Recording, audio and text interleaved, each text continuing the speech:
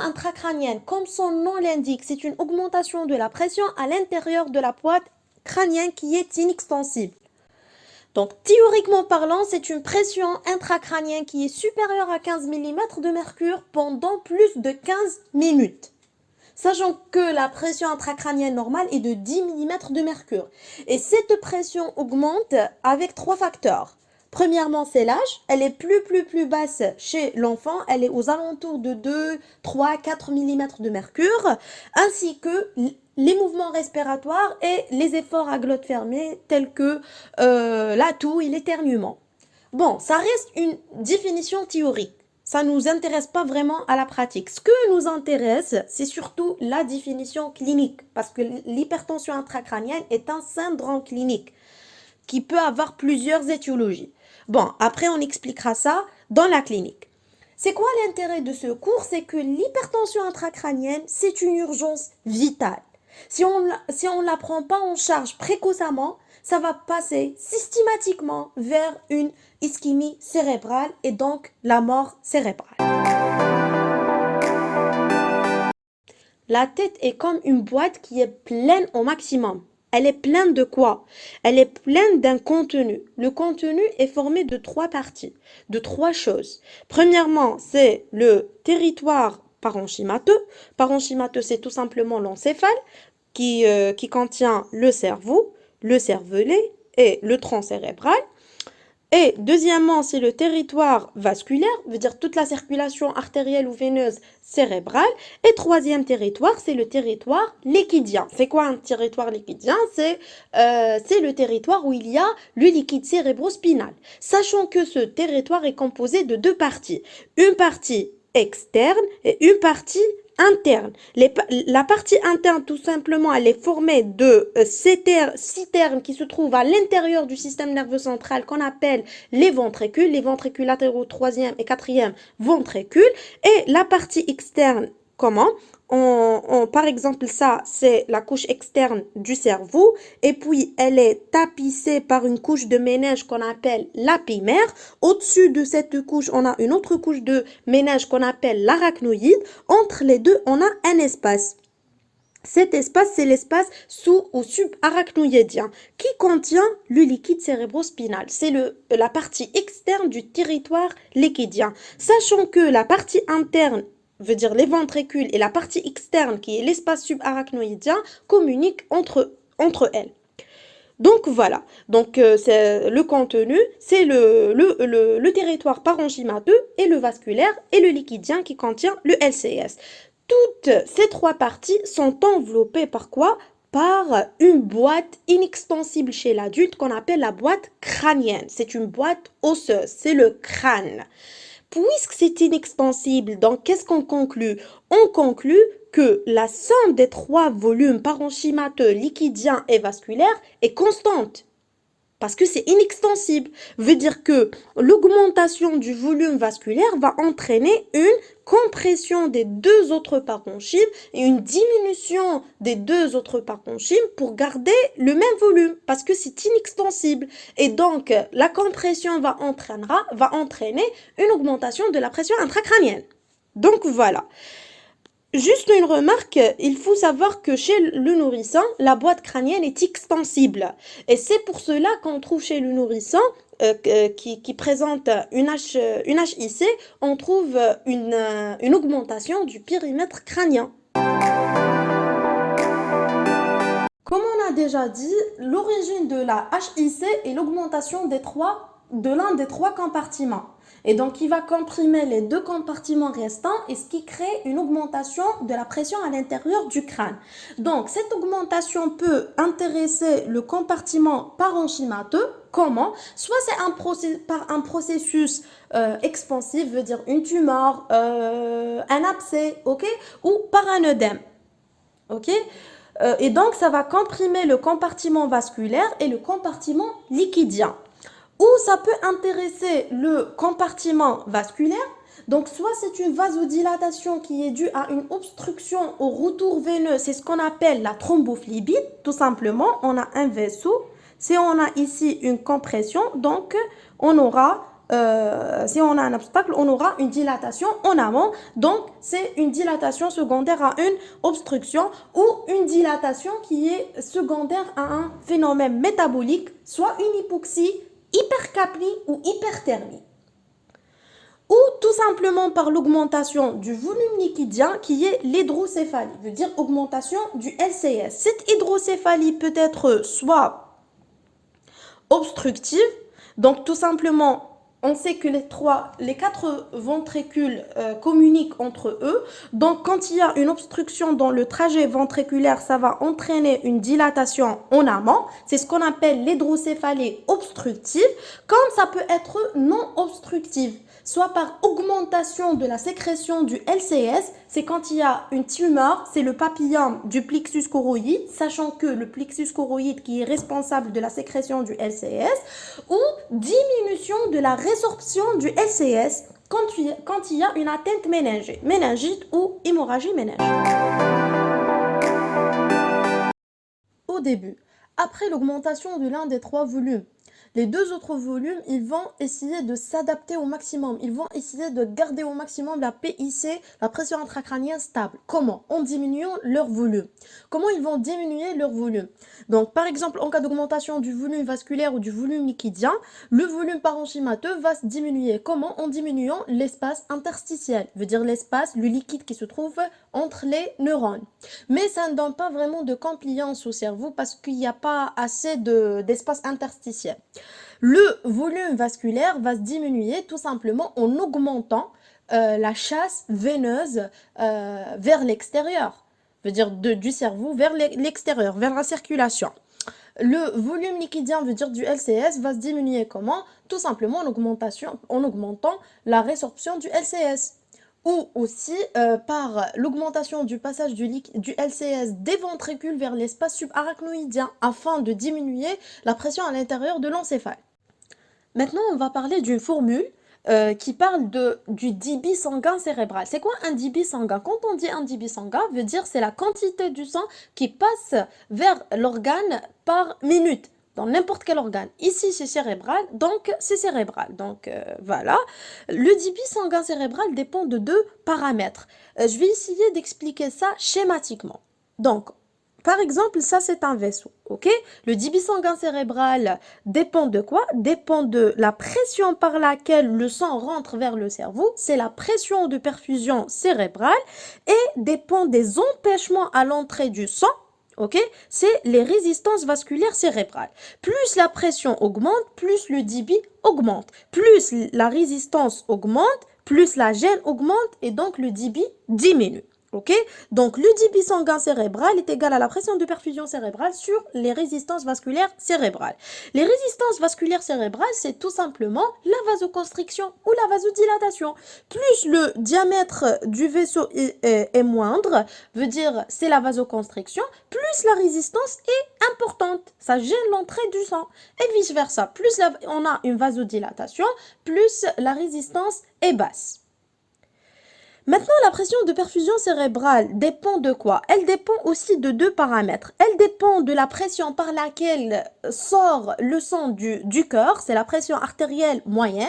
Plus elle est importante, plus le sang arrive au cerveau avec une pression qui est plus importante.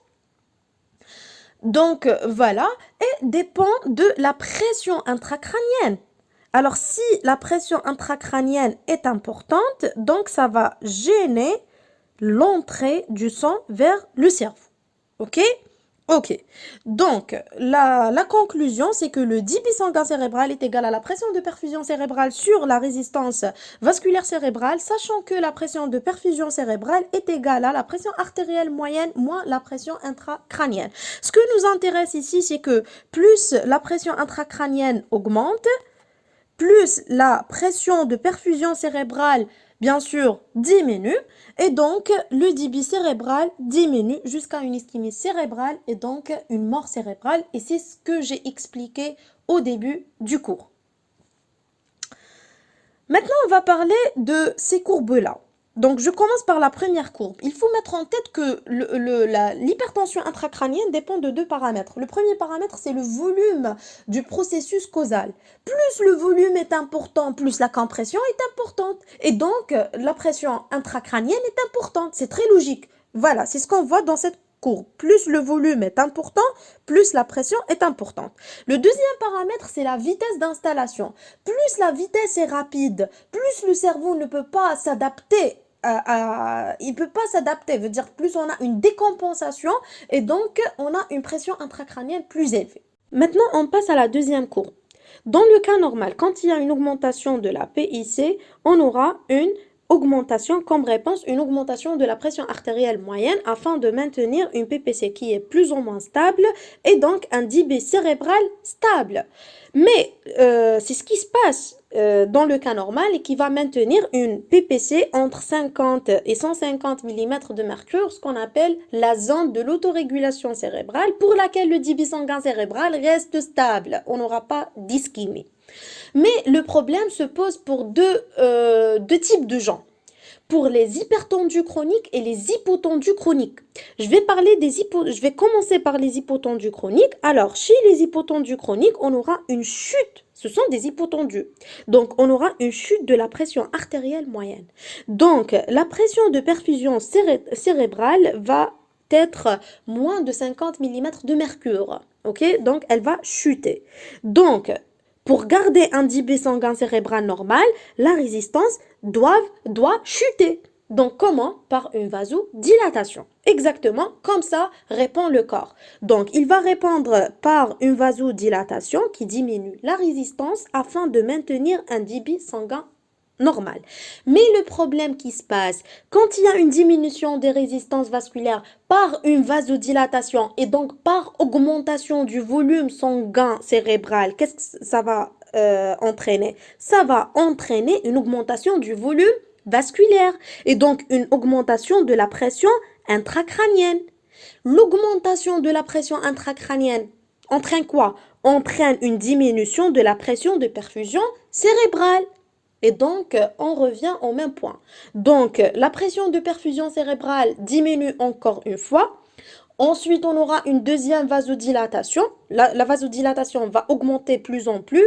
La pression intracrânienne va augmenter plus en plus. Et la pression de perfusion cérébrale va diminuer plus en plus. À un point donné, on aura une ischémie cérébrale et une nécrose cérébrale. Voilà. Et tout ça est résumé dans ce schéma-là. Donc, chez les hypotendus, on a une diminution de la pression artérielle moyenne, donc la diminution de la perfusion cérébrale. Par réponse, on aura afin de diminuer la résistance vasculaire cérébrale, on aura une vasodilatation. Mais cette vasodilatation va créer un problème qui est l'augmentation du volume sanguin cérébral et donc une augmentation de la PIC. Maintenant, je passe aux hypertendus chroniques. Donc, la pression artérielle moyenne va augmenter, ok? Et ce qui entraîne une augmentation de la pression de perfusion cérébrale qui va être plus de 150 mm de mercure. Quand on a une augmentation de la pression de perfusion cérébrale, le corps, comment réagit? Il doit augmenter la résistance vasculaire cérébrale afin de maintenir un débit normal. Comment? Par une vasoconstriction. Donc, c'est ça la réponse. Mais le problème, c'est le contraire des hypotendus. Donc, le problème, quand on a une augmentation des résistances vasculaires cérébrales, ça va. Donc, diminution du volume cérébral quand on fait une vasoconstriction. Donc, ça entraîne quoi? Ça entraîne une diminution de la PIC. Une diminution de la PIC entraîne encore une augmentation de la PPC, ce qui entraîne encore une vasoconstriction. Donc, vasoconstriction plus en plus, plus en plus, plus en plus. À un point donné, on aura une ischémie cérébrale avec une nécrose cérébrale. C'est ce qui est résumé dans ce schéma. Pardon. Dans ce schéma. Ok, l'augmentation de la pression artérielle moyenne entraîne une augmentation de la pression de perfusion cérébrale et donc on doit augmenter la résistance, on fait une vasoconstriction, mais le problème c'est quand on fait une vasoconstriction, on a une diminution du volume vasculaire cérébral et donc on aura une diminution de la pression intracrânienne qui entraîne une augmentation de la perfusion cérébrale. Ce qui entraîne une vasoconstriction plus en plus, et ce qui entraîne une ischémie à la fin. Clinique, purement clinique, c'est par le syndrome de l'HIC. Le syndrome qui dit syndrome veut dire l'association de signes cliniques. Exactement, ici il y a l'association de 3 signes cliniques. Premièrement, ce sont les céphalées. Les céphalées de l'HIC, ce sont des céphalées diffuses, veut dire qu'ils ne sont pas unilatérales ou localisées ou autres. Non, ce sont des céphalées diffuses, intenses et qui ne répondent pas aux antalgiques. Veut dire même si le malade prend du paracétamol, de codéine, ça ne marche pas. Parce que tout simplement, le processus, on n'a pas réglé l'origine de l'HIC. Donc voilà, devant les céphalées, on doit éliminer une migraine, bien sûr. La différence avec la migraine, elle est plutôt, ce sont des céphalées qui sont bénignes, unilatérales, ne sont pas diffuses et répondent aux antalgiques. Donc voilà la différence avec ces céphalées. Deuxièmement, les vomissements. Les vomissements, ce sont des vomissements en jet. Et ces vomissements soulagent les céphalées. Ok? Des fois, sont remplacés par les nausées et ont la même valeur. Donc, quand on voit chez quelqu'un des vomissements, donc on pense en premier aux affections digestives. La différence ici, c'est que ces vomissements sont associés aux céphalées, ne sont pas isolés. Donc, c'est ça la différence. Le troisième signe, en fait, ce n'est pas un signe, ce n'est pas un symptôme. C'est un signe qu'on cherche au fond d'œil. Le fond d'œil, c'est un examen clinique. Faites attention, ce n'est pas un examen paraclinique. Donc, c'est l'œdème papillaire bilatéral. Je veux expliquer un point avant de parler de l'œdème. Maintenant, donc, le malade, il vient avec des céphalées, avec les caractéristiques que j'ai citées et associées à des vomissements. Donc, qu'est-ce qu'on fait devant ça? Premièrement, on doit mobiliser le cou. Pourquoi? Tout simplement mobiliser la tête afin d'éliminer un syndrome méningé. On doit chercher une raideur méningée. Si on ne trouve pas la raideur méningée, on cherche les autres signes méningés. On doit éliminer le syndrome méningé. Après avoir éliminé le syndrome méningé, on fait le fond d'œil. Donc directement, systématiquement, on fait un fond d'œil. Au fond d'œil, qu'est-ce qu'on trouve? On trouve un œdème papillaire bilatéral. Si on trouve ce signe-là est spécifique à l'HIC. Donc, je vais vous expliquer un peu comment ça se passe, pourquoi on a un œdème papillaire bilatéral. Donc, premièrement, c'est que quand il y a, on n'oublie pas que les vaisseaux rétiniens et le nerf optique se trouvent à l'intérieur du système nerveux central. Donc, quand il y a un processus compressif à l'intérieur du système nerveux central, qu'est-ce qu'il y aura? Il y aura une compression des veines rétiniennes. Et donc, on n'aura pas un retour veineux. Donc, on aura une stase, c'est la vasodilatation rétinienne. Donc, on aura une stase, parce qu'on a une gêne au retour veineux. Donc, on aura une stase vasculaire rétinienne. Et donc, puis, on aura un œdème secondaire à cette stase, c'est ce qu'on appelle l'œdème papillaire, qui est toujours bilatéral, ce qui fait la différence avec la papillite où l'œdème est unilatéral. Cet œdème, au début, est asymptomatique, veut dire il est isolé, il n'est pas accompagné de troubles optiques. Mais à un certain degré, c'est un signe de gravité en fait, il va être accompagné à des troubles optiques, voire une cécité. Pourquoi? Parce que tout simplement, on a une compression du nerf optique. Et donc, à un point donné, le nerf optique ne fonctionnera plus et donc on aura des troubles visuels. Par contre, chez l'enfant, les signes digestifs sont plus parlants. Chez le nourrisson, on trouve deux signes. Deux signes, l'un qui est en rapport avec l'extensibilité de la boîte crânienne. C'est tout simplement, comme je l'ai déjà dit, c'est l'augmentation du périmètre crânien. Regardez, l'augmentation du périmètre crânien et la fontanelle bombante. C'est celle-là, la fontanelle, donc elle va être bombante par le processus compressif. Le deuxième, qui est en rapport avec la paralysie de l'abaissement de l'élévation du globe oculaire, c'est les yeux en coucher de soleil. Regardez les yeux comment c'était, et voilà en coucher de soleil. Le premier examen à faire devant toute suspicion d'une HIC est la TDM. C'est l'examen de l'urgence. On ne le fait pas, bien sûr, pour confirmer le diagnostic d'une HIC, parce que l'HIC est un syndrome clinique. Donc, le diagnostic est posé à la clinique, mais plutôt à chercher. C'est un syndrome, donc il peut avoir plusieurs étiologies. Donc, pour chercher l'étiologie responsable de l'HIC, est-ce que c'est un abcès? Est-ce que c'est une tumeur? Est-ce que c'est un œdème isolé? Et aussi pour chercher les complications qui peuvent être secondaires à cette HIC, telles que les engagements. Donc voilà, c'est pour cela qu'on fait la TDM. Et puis, après qu'on hospitalise le malade, on stabilise son pronostic vital, etc., on pourra faire d'autres examens afin de s'approfondir dans la prise en charge étiologique, telle que l'IRM, l'artériographie, etc. Voilà. On a un autre examen qu'on peut faire, c'est la radio, mais maintenant elle n'est pas utilisée parce qu'on fait la TDM, c'est bon. Mais si on l'a fait, on peut trouver des signes qui nous confirment cette compression, tels que l'accentuation des sillons vasculaires, les empreintes digitiformes de la table interne du crâne, tels que l'élargissement de la selle turcique ou l'amincissement de l'apophyse clinoïde. Voilà. Une remarque, la ponction lombaire est contre-indiquée devant toute suspicion de l'HIC. Pourquoi? On verra dans les complications. Les premières complications, ce sont les troubles circulatoires. J'ai déjà expliqué les troubles circulatoires. J'ai dit que le résultat final d'une HIC, c'est une ischémie cérébrale. Je veux dire, si on ne la prend pas en charge, ça donnera une ischémie cérébrale, tout simplement. Comme j'ai déjà expliqué, quand il y a une augmentation de la pression intracrânienne, on aura une diminution de la pression de perfusion cérébrale et donc diminution du débit sanguin cérébral. Au début, on a une compensation et puis les phénomènes compensatoires vont plus être efficaces. Donc, deuxièmement, le phénomène de Cushing. Donc, pour le phénomène de Cushing, tout simplement quand il y a un engagement. Après, je vais expliquer les engagements. Donc, quand il y a un engagement sous-tentoriel, ça va... après, on l'explique. Donc, on aura une compression de la partie haute du tronc cérébral. Et cette compression entraînera comme réponse une activation de la surrénale qui va sécréter les catécholamines. Et donc, ça entraînera une poussée d'une hypertension artérielle. Et cette poussée, on l'appelle le phénomène de Cushing, qui est dangereuse, bien sûr.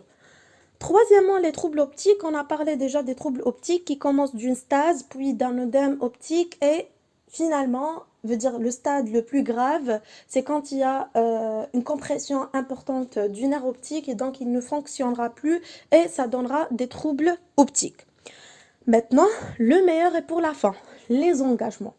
Donc, il n'y a pas un cours en neuro des engagements, donc je vais vous expliquer les engagements. Les engagements, c'est tout simplement le passage d'une partie du système nerveux central par un trou quelconque. Ok? On a 3 types d'engagements. Avant d'expliquer les engagements, je vais vous expliquer quelques trucs sur le rappel anatomique. Donc, bon, on sait qu'il y a le système nerveux central. Le système nerveux central est entouré par quoi? Par des méninges. La méninge la plus externe, la couche la plus externe des méninges s'appelle la durmère. Exactement. Bon, ici, on a quoi? On a le cerveau. OK?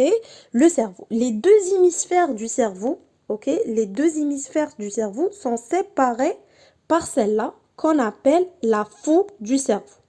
La foue du cerveau, c'est un repli de la durmère. OK? Donc, c'est un repli de la durmère qui sépare les deux hémisphères du cerveau. OK. On a un deuxième repli de la durmère, c'est celui-là. Pardon, c'est celui-là qu'on appelle la tente du cervelet. La tente du cervelet sépare la partie postérieure du cerveau du cervelet qui est en bas. OK? Donc, c'est aussi un repli de la durmère. OK. Maintenant, les engagements. Le premier engagement, c'est l'engagement qui est sous la foue. Deuxièmement, le sous-tentoriel. Troisièmement, l'amygdalien. OK? Cet enchaînement n'est pas à au hasard. Parce que, tout simplement, le premier est moins grave que le deuxième et le deuxième est moins grave que le troisième. Je veux dire, l'amygdalien est le plus grave. On va expliquer ça. Donc, on commence. Donc, le premier qui est sous la foue, tout simplement, ici, on a un hémisphère. Donc, quand une partie de cet hémisphère, quand il y a un processus de ce côté, donc ça va comprimer l'hémisphère, cet hémisphère, donc une partie va passer sous la foue. Ce passage-là, on l'appelle un engagement sous la foue. Ou on l'appelle aussi un engagement singulaire. Pourquoi singulaire? Parce que tout simplement, dans la partie, donc ça, cette partie qui a passé ici sous la foue, c'est la partie médiale. Voilà. Dans la partie médiale, on a un gyrus qu'on appelle le gyrus singulaire. Ok? Donc c'est pour cela, c'est celui qui passe. C'est celui qui va passer sous la foue. C'est pour cela qu'on l'appelle un engagement singulaire. Un autre point, c'est que sur la partie médiale, on a l'artère antérieure, l'artère cérébrale antérieure. Donc dans ce cas-là, on aura une compression de l'artère cérébrale antérieure. Bon. L'engagement sous la foue, c'est l'engagement le moins grave. Ok? Le moins grave. Le deuxième engagement qui est l'engagement sous-tentoriel parce que tout simplement c'est le passage ici. Donc une partie de on sait qu'il y a ici le lobe temporal qui est latéral et en bas. Donc c'est le lobe temporal. Donc quand il y a un processus quelconque ici, ça va comprimer le lobe temporal qui va passer en bas ici. OK? Il va passer en bas. Ou ça, c'est d'un côté, c'est un temporal sous-temporel. Ou d'un autre côté, on sait que dans la partie centrale du cerveau, on a ce qu'on appelle le diencéphale. Donc, quand il y a une compression ici, donc ça va passer en bas aussi. C'est ce qu'on appelle le sous-tentorial central. Regardez. Donc, ici, c'est le diencéphale. Donc, c'est le sous-tentorial diencéphalique ou central. Et ici, c'est le temporal, c'est donc sous-tentorial temporal. OK? Ça, c'est plus grave. Pourquoi? Parce que ça comprime la partie haute du tronc cérébral. Le dernier, c'est quoi? C'est l'engagement amygdalien. L'engagement amygdalien, c'est le passage amygdalien par ce trou-là, qui est le trou occipital, voilà, qui sépare le tronc cérébral de la moelle épinière. Voilà.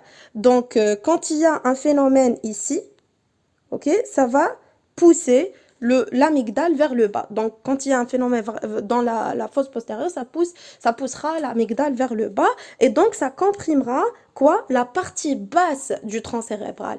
Et cette compression de la partie basse, on sait que dans la partie basse du tronc cérébral, qu'il y a la régulation du système circulatoire et du système respiratoire. Donc, c'est l'engagement le plus grave. Et c'est pour cela qu'on dit en fait la ponction lombaire est contre-indiquée en cas d'HIC. Pourquoi? Parce que quand il y a une ponction lombaire, ça implique une pression vers le bas. Donc, si on est dans le stade de pré-engagement, on aura un engagement. On pose le diagnostic d'une HIC, donc on hospitalise systématiquement le malade. Et puis on le met sur un lit à 30 degrés pour augmenter le retour veineux. On mesure les constantes vitales. S'ils ne sont pas équilibrés, on doit les équilibrer par la ventilation, etc. Après la stabilisation vitale du malade, on cherche l'étiologie responsable de cette HIC. L'HIC, c'est un syndrome, ce n'est pas une maladie, ce n'est pas une étiologie. Donc, plusieurs étiologies peuvent être responsables de l'HIC. Maintenant, ça peut être qu'une urgence médicale comme une HIC qui est secondaire à un œdème. Et dans ce cas-là, on donne des traitements médicaux, soit par exemple l'osmothérapie. L'osmothérapie, quand on augmente l'osmolarité du sang, donc ça attire l'eau vers le sang et donc ça diminue les œdèmes. Ou par les diurétiques, donc quand on élimine l'eau à l'extérieur du corps, donc on va diminuer les œdèmes. Ou par la corticothérapie, quand les œdèmes sont secondaires à un processus inflammatoire tels que les tumeurs. Donc quand on donne les corticoïdes qui sont des anti-inflammatoires, quand on diminue l'inflammation, donc on va diminuer les œdèmes. Voilà. Comme l'étiologie peut être aussi chirurgicale. Et dans ce cas-là, on est obligé de faire une chirurgie telle que